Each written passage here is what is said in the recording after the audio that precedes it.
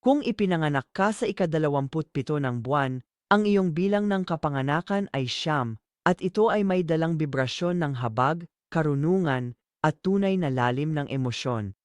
Madalas kang makaramdam ng malalim na malasakit sa emosyon ng iba at may likas na tawag na tumulong o gumabay sa mga nahihirapan. Bagamat ang empatiyang ito ay iyong kalakasan, maaari itong maging pabigat kung aako ka ng labis na responsibilidad para sa iba. Mahalagang matutunan mong mag-alay ng habag nang hindi inaako ang bawat paghihirap na parang sa iyo. Dapat kang magmalasakit habang pinoprotektahan ang iyong emosyon.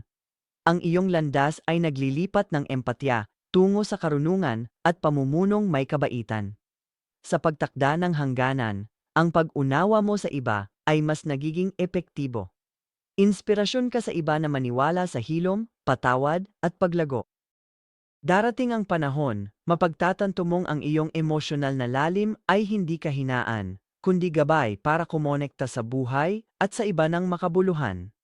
Para sa gabay at pananaw, bisitahin ang absolutelypsychic.com o tumawag sa 1-800-498-8777.